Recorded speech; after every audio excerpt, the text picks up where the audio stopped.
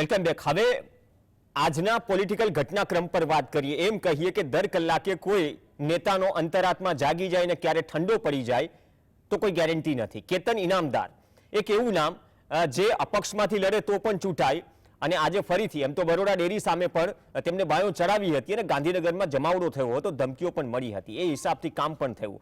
કેતન ઇનામદારનો રાજકીય ઘટનાક્રમ ગઈકાલ મોડી રાતનો આ મુદ્દા પર નજર કરીએ, કેમ કે પહેલા રાજીનામું આપે છે, આ તો એવું તો છે ને, રૂબરૂ તમે જાઓ વિધાનસભા અધ્યક્ષ પાસે, રાજીનામું તમે સ્વીકારી લે જો વિધાનસભા અધ્યક્ષ, તો કોઈ યુટર્ન નથી। પણ આ યુટર્ન સાથે સાથે પરિસ્થિતિ એ છે, તમે પોઈન્ટ્સ પણ ચલાવો જે ઘટનાક્રમ ચાલી રહ્યો છે, બાદમાં ચર્ચા પણ કરીશું। જે રાજીનામાનો ખેલ છે, રાજીનામાના ખેલ વચ્ચે પરિસ્થિતિ એ છે કે ગણતરીના કલાકોમાં સી.આર. પાટીલ આવે છે, મનામણા કરે છે। પૂછવામાં આવ્યું કે પાયાના પથ્થર છે કે નહીં, અમે પાયાના પથ્થર છો, તો એ પ્રમાણે આ પ્રકારની પરિસ્થિતિ થવી જોઈએ। કોંગ્રેસના પ્રવક્તા સ્ક્રીન પર આવી ગયા છે, રાજકીય વિશ્લેષક જોડાયો હોય તો સ્ક્રીન પર લાવજો, કેમ કે ભાજપ મુદ્દે પહેલા ચર્ચા કરવાની છે, બાદમાં આપણે રોહન ગુપ્તા પણ છે। ભાજપ અને કોંગ્રેસ આ બંને માટે સ્થિતિ એવી છે। તો અત્યારે સ્થિતિ એ છે કે કેતન ઇનામદાર એક તરફ રાજીનામાની વાત કરે છે, બીજી તરફ ગણતરીના કલાકોમાં જ રાજીનામું પરત ખેંચી લે છે। આ રાજીનામું હતું કે નાટક? આ નાટક ભૂતકાળમાં પણ થયા છે, માત્ર કામ કઢાવવા માટે નાટક થાય છે, અથવા તો ખરેખર શું એ સ્થિતિ છે ભાજપમાં અંદર ખાને કે કાર્યકર્તાઓ નારાજ છે, એક તરફ ભરતી મેળા ચાલી રહ્યા છે, રોજે રોજનું શેડ્યુલ આવી જાય છે, કોણ કેટલા નેતાઓ જોડાવાના છે એ પ્રમાણે ખેસ પણ લઈ જવાય છે, તમામને ખેસ અને ટોપી પહેરાવાય છે। અને કોંગ્રેસમાં સ્થિતિ એ છે કે કોંગ્રેસમાં જાહેર થયેલા ઉમેદવાર કોઈ કારણોસર, વ્યક્તિગત કારણોસર ચૂંટણી લડવાની ના પાડે છે। બીજો મુદ્દો છે કોંગ્રેસનો, રોહન ગુપ્તા, જેમને કહ્યું, ચલો બીજા મુદ્દાના પોઈન્ટ ચાલતા રહેશે, પણ સવાલ હું કરું કોંગ્રેસના પ્રવક્તાને એ પહેલા, જે અમદાવાદ પૂર્વ બેઠકના રોહન ગુપ્તા છે, એ રોહન ગુપ્તાએ ચૂંટણી લડવાની ના પાડી, ટિકિટ ફાઇનલ છતાં કહ્યું, તેમના પિતાએ પણ રાજીનામું આપ્યું અને તેમની નાદુરસ્ત તબિયતના કારણે ચૂંટણી લડવાની ના પાડી। પિતા તૈયાર ન હતા કે હું ચૂંટણી લડું, રોહન ગુપ્તાએ કહ્યું છે, અને આ પ્રકારની સ્થિતિ ભૂતકાળમાં રહી છે, પણ આ પ્રકારના જવાબ સાથે સ્પષ્ટીકરણ આપે છે અને ગદ્દારીનું લેબલ લગાવનારા જે લોકો છે તેમને પણ મેસેજ આપે છે રોહન ગુપ્તા। મેસેજ આપતાની સાથે એ પણ કહે છે કે એવું નથી, મારા પિતા નહોતા ઈચ્છતા કે હું ચૂંટણી લડું, પાર્ટી હાઈકમાન્ડે આદેશ આપ્યો, બાદમાં મેં તૈયારીઓ શરૂ કરી, પિતાને મેં બાંહેધરી આપી કે હું ચૂંટણી નહીં લડું, ત્યારે તો એને દવા લીધી। પણ બીજી મહત્વની જે વાત એ કહે છે રોહન ગુપ્તા કે ઘણા બધા મારા સાથીઓ પણ હતા કે જે નહોતા ઈચ્છતા કે હું ચૂંટણી લડું, અને તમામ સાથીઓ મારા પિતાને પણ કહેતા હતા કે રોહન ગુપ્તા ચૂંટણી ન લડે। તો માત્ર અંગત કારણો છે કે અંગત કારણો સિવાયના પણ કારણો છે કે અમદાવાદ પૂર્વમાં રોહન ગુપ્તાએ ચૂંટણી લડવાની ના પાડી। તો આ બે મુદ્દા છે, એક તરફ ભાજપમાં કકડાટ કલાકોનો, અને એ કકડાટ ઠંડો પડી ગયો, અને કકડાટ ઠંડો પડતાની સાથે જ કેતન ઇનામદારથી શરૂઆત કરીએ, કેમ કે બે ખાસ મહેમાન આપણી સાથે જોડાઈ ગયા છે। કોંગ્રેસના પ્રવક્તા આપણી સાથે જોડાઈ ગયા છે, અમિત નાયક, જેમને પણ એક ટ્વીટ કે સોશિયલ મીડિયામાં મેસેજ કર્યો હતો કે પાર્ટી જો મને જવાબદારી સોંપશે તો હું પણ લડવા તૈયાર છું, જો હું ખોટું ન હોઉં તો। બીજી તરફ નરેશ વરિયા છે, રાજકીય વિશ્લેષક છે। નરેશભાઈ, આપથી શરૂઆત કરીએ। નરેશભાઈ, બંને પાર્ટીમાં જે છેલ્લા 24 કલાકમાં રાજકીય ઘટનાક્રમ, આપણે કેતન ઇનામદારથી વાત કરીએ, રાજીનામું હતું કે નાટક? હવે આ પરિસ્થિતિમાં એમને કહ્યું કે મને લોકસભાની ટિકિટ ડિક્લેર થઈ એનાથી કોઈ વાંધો નથી, પણ જે પાયાના પથ્થર છે, પાયાના પથ્થરની વાત કરી, તો શું ઇનડાયરેક્ટલી માની લેવું જોઈએ કે અંદર ખાને જે કોંગ્રેસનો ભરતી મેળો ભાજપમાં થઈ રહ્યો છે ત્યાં નારાજગી છે, ત્યાં પણ નામો આવ્યા છે, જ્યારે વગ વધે ત્યારે આ પ્રકારની પરિસ્થિતિ થાય? કેમ આ પ્રકારનું અચાનક અંતરાત્મા જાગી જાય અને બાદમાં કલાકોમાં ડેમેજ કંટ્રોલ પણ થઈ જાય, જો કે બીજેપીની યુએસપી પણ એ પ્રકારની રહી છે? વરિયા સાહેબ, પહેલી વાત કે લોકસભાની ચૂંટણી જાહેર થઈ એ સાથે જ ભારતીય જનતા પાર્ટીમાં કોંગ્રેસમાંથી અને આમ આદમી પાર્ટીમાંથી નેતાઓને લાવવાનો ભરતી મેળો શરૂ થયો છે। સ્વાભાવિક છે કે બીજા પક્ષમાંથી જયારે લોકો આવતા હોય ત્યારે જે લોકો વર્ષોથી પક્ષની અંદર કાર્યકરો હોય, નેતા હોય, એમને અંદર ખાને અસંતોષ હોય છે, નારાજગી હોય છે, પણ ભારતીય જનતા પાર્ટીમાં એક લોખંડી શિસ્તબદ્ધતા પ્રવર્તે છે કે કોણે કશું બોલવાનું નહીં। રહી વાત કેતન ઇનામદારની, તો કેતન ઇનામદારે ખરેખર જો રાજીનામું એમણે આપવું જ હતું ધારાસભ્ય પદેથી તો આપણે સૌ જાણીએ છીએ કે એમને વિધાનસભાના જે અધ્યક્ષ છે એને રૂબરૂ મળીને આપ્યું હોત, પણ જે પ્રકારે ગુજરાત આખામાં ભાજપ દ્વારા તમામ લોકો માટે દ્વાર ખોલી મૂકવામાં આવ્યા છે કોંગ્રેસના નેતાઓ માટે, તો એમણે આ દ્વારા એક સંકેત આપવાનો પ્રયત્ન કરશે. હું એને રાજીનામાનું નાટક તો આપણે એને કહી શકીએ, પણ સાથે સાથે ભારતીય જનતા પાર્ટીએ જે કેટલાક સમયથી જે આખી એક સિલસિલો શરૂ કરી દીધો છે એની પર બ્રેક લાગે એ પ્રયત્ન થાય. એમણે લોકસભાની જે વાત કરી છે એ માની શકાય એવી છે, પણ એમને એક બીજો વાંધો છે એવું મારે ખ્યાલ પ્રમાણે, જ્યાં જે સાવલીમાં જે કોંગ્રેસના નેતા હતા કુલદીપસિંહ, એ ને ભાજપે એમને સામેલ કર્યા છે, તો એમને સામેલ કરવામાં આવ્યા એની સામે પણ એમને વાંધો હતો, એ પણ એક કારણ છે. અને વડોદરાની અંદર આપણે રંજનબેન ટિકિટ પછી પણ જોયું છે કે જો ડિસન્ટ કોઈ અવાજ આવ્યો હોય તો એ વડોદરાથી જ્યોતિ પંડ્યાનો આવ્યો હતો, કે જે પ્રકારે ભારતીય જનતા પાર્ટી દ્વારા જો આવી રીતે વર્ષોથી પાયાના કાર્યકરોની અવગણના કરવામાં આવતી હોય તો સ્વાભાવિક છે કે જો વર્ષોથી પોતાની આશા અપેક્ષાઓ લઈને બેઠા હોય નારાજગી થાય. અને આ કોઈ નવી વાત નથી. ભારતીય જનતા પાર્ટીએ તો આ માત્ર ગુજરાત નહીં, દેશ આખામાં આ રીતે પોતાના દ્વારો ખુલ્લા મૂકી દીધા છે. આ તો ઠીક છે કે અત્યારે એનું જે કેન્દ્રીય નેતૃત્વ છે સક્ષમ છે. નરેન્દ્ર મોદી એક પોતાની જે ઇમેજ છે એક આભા બનાવી છે, એના કારણે એમને એક લોકપ્રિયતાની જે આખી વાત છે એના કારણે પક્ષની અંદર કઈ મોટો સરવાળાટ થતો નથી. પણ જે પ્રકારે આ ભરતી મેળા કરવામાં આવી રહ્યો છે અને વિરોધી વિચારધારાના લોકોને લઈ રહ્યા છે, એનાથી મને લાગે છે જવાબદારી પક્ષમાં કદ વધતું હોય યોગેશ પટેલ, મધુ શ્રીવાસ્તવ કે કેતન ઇનામદાર હંમેશા વડોદરામાંથી આ સૂર ઉઠતા આવ્યા છે અને પાર્ટી હાઈકમાન્ડની વાતો પણ માની છે. અને સીઆર પાટીલે જ્યારે પૂછવામાં આવ્યું કે ને આવી નારાજગી છે કે ને, સીઆર પાટીલે કહ્યું કે ને તો પાર્ટી જે ધારાધોરણ નક્કી કરે એ પ્રમાણે થશે, મતલબ કે અહીંયા પણ કંઈ હાથમાં નથી. એટલે નારાજગી સ્પષ્ટ એક કટુકટ જવાબ, એ નારાજગી ભરતી મેળાની જ છે. અને જે જ્યોતિબેન પંડ્યાએ રાજીનામું આપ્યું ત્યાં પણ શું એ સ્થિતિ ઉદ્ભવે છે કે અત્યારે જે બે જૂથ છે કોંગ્રેસમાં, જેમ કે 2-3 જૂથ હોય, બીજેપીમાં જૂથ હોય, નવી ભાજપ જૂની ભાજપ, આ પ્રકારની સ્થિતિ શું ચૂંટણી સમયે જ બહાર આવે છે અને બહુ ઓછી જગ્યાએથી આવે છે? વડોદરા એમાંનું એક છે. વડોદરા એક એવું છે, બાકીના જે પણ રાજ્યમાં એવું બહાર આવી એક મહત્વની બાબત છે. બાકી અંદર ખાને કાર્યકરોમાં પણ એ ગુગવાટ છે, એ ગુગવાટ બહાર આવતો નથી, અલગ વાત છે. આપણે સોશિયલ મીડિયાના માધ્યમથી આ ગુગવાટને જોઈએ છે.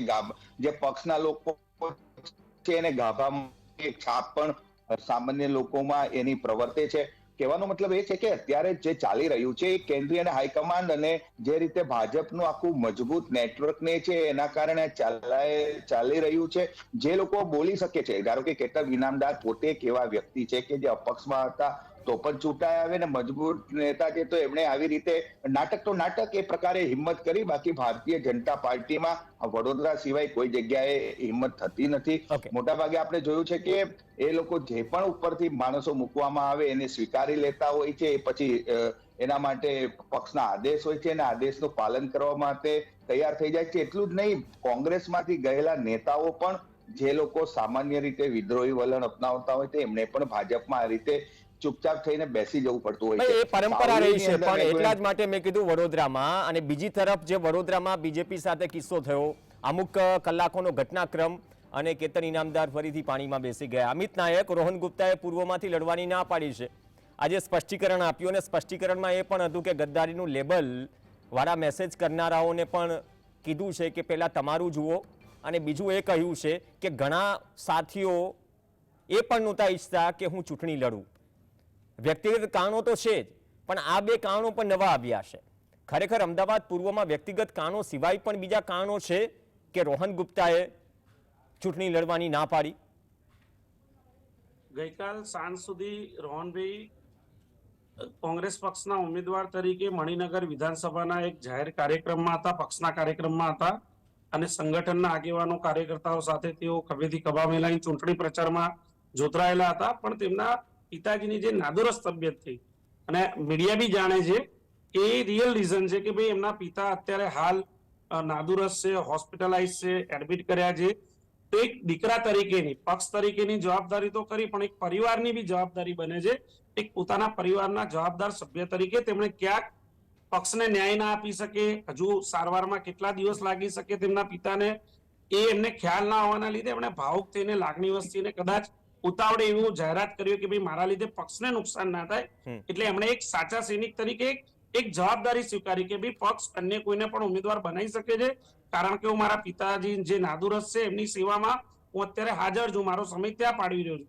બીજી બાબત, વ્યક્તિગત કારણો છે, એક મિનિટ અમિતભાઈ, વ્યક્તિગત કારણો હોઈ શકે અને કદાચ એ વ્યક્તિગત કારણોસર એ પ્રમાણે દરેકને એ ફ્રીડમ પણ હોય કે એ કોઈ નિર્ણય લઈ શકે. તો રોહન ગુપ્તાએ આજે એમ કેમ કહેવું પડ્યું કે જે ગદ્દારીનું લેબલ વાળા મેસેજ કરે છે, પાર્ટીમાં શું એ પ્રકારની સ્થિતિ છે કે જે નિર્ણય લીધો એને લોકો એ રીતે જોઈ રહ્યા છે, એને સ્પષ્ટ શબ્દોમાં કહ્યું છે. બીજું એમ કહેવામાં આવે કે ભાઈ મારા સાથીઓ, ઘણા સાથીઓ નહોતા ઈચ્છતા કે હું ચૂંટણી લડું, અને એ જ સાથીઓ મારા પિતાને પણ આ જ વાત કહેતા હતા. તો મુદ્દો અને સંકેત તો સીધો રોહન ગુપ્તાએ આપી દીધો. પ્રવીણભાઈ, ચોક્કસ એમનું ચૂંટણી ના લડવાનું મુખ્ય કારણ તો એમના પિતાની નાદુરસ્ત તબિયત જ હોઈ શકે, જે એમણે સ્પષ્ટતા કરી જ છે. પણ જે સાથે બીજો એમણે જે કટાક્ષ કર્યો છે, કટાક્ષ જે એકાદ બે વ્યક્તિ હોય જે લોકોને પક્ષે કોઈ જવાબદારી નથી આપી, કોઈ જવાબદાર જગ્યાએ નથી, અને એવા જે બોલકા કાર્યકર્તા હોય જેને પક્ષના કાર્યાલય બહાર આ પ્રકારની ચોપાલ કરતા હોય, એવા એક બે નામોનો ધ્યાન એમણે પાર્ટીની શિસ્તમાં રહીને, રોહનભાઈ એમને મીડિયા સમક્ષ એમના નામ નથી કીધા, પણ એવા જે એક બે તિખડકોડ છે એમના નામ એમણે પ્રદેશ પ્રમુખને હાઈકમાન્ડને આપ્યા છે. જે લોકોની આ માનસિકતા રહી છે કે પાર્ટીમાં કામ કરનારા લોકોને વિરુદ્ધ કટાક્ષ કરો, એવા જે કાર્યકર્તા છે જે કોઈ જવાબદાર જગ્યાએ નથી, પણ છતાં કોંગ્રેસ પક્ષના કાર્યાલય બહાર એવા એકાદ બે તત્વો કોઈ બેસતા હોય તો આગામી દિવસોમાં પાર્ટી એમને પણ વિશેષ ઠપકો આપવાની છે, કોઈ મોટી બાબત નથી. પણ જે જૂથવાદની વાત ચાલતી હોય, જૂથવાદની વાત જે સ્પષ્ટપણે આપણે માનીએ છીએ કે વડોદરા જિલ્લા, વડોદરા લોકસભાની જ્યારથી ઉમેદવારી જાહેર થઈ છે, રંજનબેનને ત્રીજા ટર્મ માટે ભારતીય જનતા પાર્ટીએ ઉમેદવાર તરીકે પસંદ કર્યા છે. આજે એ રંજનબેન ભટ્ટની સામે સૌથી પહેલા ભાજપના રાષ્ટ્રીય કક્ષાના મહિલા આગેવાન, ઉપપ્રમુખ કહેવાય રાષ્ટ્રીય કક્ષાના, જ્યોતિબેન પંડ્યાએ ખુલીને સ્પષ્ટ આક્ષેપ કર્યો છે કે વિકાસ છે જ નહીં. ભારતીય જનતા પાર્ટીના લોકસભાના સાંસદ તરીકે, ઉમેદવાર તરીકે રંજનબેને માત્ર ને માત્ર પોતાનો વિકાસ કર્યો છે, વ્યક્તિગત મોલ બનાવ્યા છે, કોઈ રોડ રસ્તા કે અન્ય સુવિધાઓ વડોદરામાં આપી નથી. અને જો જ્યોતિબેન જુઠ્ઠું બોલતા હોય તો આજે કેતન ઇનામદારે કયા કારણોસર રાજીનામું આપવાનું સવારે નાટક કર્યું. ત્રીજી બાબત, મધુ શ્રીવાસ્તવ જેઓ બહુ લાંબા સમય સુધી ભારતીય જનતા પાર્ટીના ધારાસભ્ય રહી ચૂક્યા છે, આજે એ જ મધુ શ્રીવાસ્તવનું નિવેદન આવ્યું, એમણે ખુલ્લી ઓપન ચેલેન્જ આપી છે કે ભાઈ રંજનબેન ભટ્ટ ઉમેદવારી કરશે તો હું એમની સામે અપક્ષ ઉમેદવારી કરીશ. ભૂતકાળમાં યોગેશ પટેલ જેવા ધારાસભ્યો હોય કે જે ભારતીય જનતા પાર્ટી, મધુ શ્રીવાસ્તવનું તો કોંગ્રેસમાં પણ સંભળાય છે. આમાં એવું છે નહીં, આમાં એવું છે, બીજેપી અને કોંગ્રેસની એક કોમન યુએસપી એ છે કે કોંગ્રેસમાંથી બીજેપીમાં આવે તો ઠીક છે, બીજેપીમાંથી કોંગ્રેસમાં આવે તો ઠીક છે, સચવાઈ જાય, સમય અને પરિસ્થિતિ પ્રમાણે વર્તન કરવાનું. પ્રવીણભાઈ, જીએસટી ના માધ્યમથી સ્પષ્ટતા કરી દઉં. અનેકવાર મીડિયાના મિત્રો પૂછે છે, મીડિયા હાઉસ પૂછે છે અમને કે ભાઈ ભારતીય જનતા પાર્ટી એક તરફી નિર્ણય છે, એક તરફી મીડિયાનું પ્રશંસન રહે છે કે ભાઈ ભારતીય જનતા પાર્ટીનું નેતૃત્વ છે એના કોઈ આગેવાન દિશાએ તો એને સાચવી લે છે, કોંગ્રેસ સાચવવામાં નિષ્ફળ જાય છે. હું આપને સ્પષ્ટ એવું કહું છું, અને ગુજરાતની જનતાને જાણવાનો અધિકાર છે કે કોંગ્રેસ પક્ષ અત્યારે વિપક્ષની ભૂમિકામાં જે સંખ્યાબળ જોઈએ એટલું પૂરતું સંખ્યાબળ બી અમારી જોડે નથી. અમારી જોડે કોઈ સરકારી હોદ્દા નથી, અમારી જોડે કોઈ એવા સેલ નિગમ કે કોઈ સરકારી ગાડીઓ કે સરકારી ઓફિસ મળે, સુવિધા મળે એવા સંવૈધાનિક પદ નથી. એટલે કોંગ્રેસ પાર્ટી પોતાના કાર્યકર્તાને કોઈ એવું લોભ લાલચ પદ આપી શકે એવી સ્થિતિમાં જ નથી. સામે ભારતીય જનતા પાર્ટી ગુજરાતમાં 30 વર્ષથી શાસનમાં છે, 26 લોકસભા સાંસદો છે, રાજ્યસભાની 8-10 સીટો છે. એટલે ભારતીય જનતા પાર્ટીમાં જે ઉકળતો ચરુ હોય છે, જે જૂથવાદ હોય છે અને જે બળાપો હોય છે, એને ભારતીય જનતા પાર્ટીના નેતાઓ દોડીને કોઈક લોભ લાલચ આપીને ભાઈ તમને અહીંયા કાપ્યા છે, તમને બીજી જગ્યાએ સેટ કરીએ છે, અને એના કાર્યકર્તાને વિશ્વાસ છે કે ભાઈ આપવા માટે હજુ બી કંઈક છે. આપવા વાળી વાત છે આમાં. છેલ્લું એક રિએક્શન, આપવા વાળી વાત છે, કોંગ્રેસ હોય કે બીજેપી હોય, આમાં શું છે, ડીલ તો અંદરખાને ભાવો સંભળાતા હોય, પણ હકીકત તો નેતાઓ જાણે, એમાં નથી પડવું. નરેશભાઈ, 30-40 સેકન્ડ જેટલી સમય છે, જો કોંગ્રેસે પણ યાદી જાહેર હજુ કરશે ગણતરીના કલાકોમાં, કાલ સુધીમાં અથવા સાંજ સુધીમાં યાદી કદાચ જાહેર થાય બાકીના નામોની. ખરેખર બંને પાર્ટીમાં અંદર ખાને એ સંકેત આ પ્રકારની ઘટનાઓ આપી જાય છે લોકસભા ચૂંટણી પહેલા, જે આજની બે ઘટનાઓ ની આપણે વાત કરી રહ્યા છીએ. એ ઘટનાઓ આપી જ જાય છે, નારાજગી પ્રવર્તી જ રહી છે અને એ નારાજગી આ રીતે બહાર આવતી રહી છે. અને જે પ્રકારે છેલ્લા ઘણા સમયથી પક્ષ પલટાઓ રાજકારણમાં થવા એ સ્વાભાવિક છે, પણ જે પ્રકારે જે એની ફ્રીક્વન્સી વધી છે, કે જે પ્રકારે ભરતી મેળો થયો છે, આ આજના રાજકારણની સૌથી વરવી વાસ્તવિકતા અને પરાકાષ્ઠા છે. માનું ત્યાં સુધી આ રાજકીય અત્યારે જે નેતાઓ ગોઠવાઈ રહ્યા છે એમને કદાચ સારું લાગતું હશે, પણ એ પ્રજા સાથેનો એક મોટો દ્રોહ પણ થઈ રહ્યો છે, એ પણ એટલી જ હકીકત છે. અને બંને પક્ષમાં હજુ પણ બીજી બેઠકો જાહેર થવા દો. ભારતીય જનતા પાર્ટી પણ 4 બેઠક જાહેર નથી કરી શકતી કે નથી કરી. એનું કારણ પણ ત્યાં એને મુશ્કેલી પડી રહી છે કે કોઈક ઉમેદવાર જાહેર કર્યા તો ત્યાંથી પણ રિએક્શન આવી શકે છે. ઓકે, કેમ કે સાથે સાથે ઘણું બધું છે, સાથે સાથે બાય ઇલેક્શન માટે કેન્ડિડેટ ડિક્લેર કરવાના છે, વિસાવદર ડિક્લેર નથી કરી, તો એને લઈને પણ આમ આદમી પાર્ટી અને કોંગ્રેસ કહી રહી છે, જે આક્ષેપ લગાવી રહી છે કે ડર છે કે ક્યાંક વિસાવદર, કેમ કે સત્તાથી સામે ચાલનારો પ્રદેશ છે વિસાવદર, તો કદાચ ત્યાં હારી જાય તો 400નો નારો પણ છે, તો આ પ્રકારના આક્ષેપ થઈ રહ્યા છે. પણ હવે કદાચ અંદર ખાને જે પડદા પાછળ દરેક બંને ભાજપ કે કોંગ્રેસમાં જે ચાલી રહ્યું છે, અથવા તો નારાજગીનો દોર છે, કદાચ હવે આવનારા 15 કે 20 દિવસમાં વધારે ખુલીને બહાર આવે તો નવાઈ નહીં. વડોદરામાં તો પથ્થર ઉછળ્યો, ફરીથી પાણીના જે તરંગો છે, વમળો છે, શાંત પડી ગયા, પરંતુ આ વમળો શું પ્રજાને સ્પર્શે એવા મુદ્દા સાથે જોડાયેલા છે કે પછી કામ નીકળી ગયું, સમાધાન થઈ ગયું? ધન્યવાદ નરેશભાઈ અને ધન્યવાદ અમિત નાયક ચર્ચામાં જોડાયા. આ સાથે ચર્ચામાં હાલ બસ આટલું જ.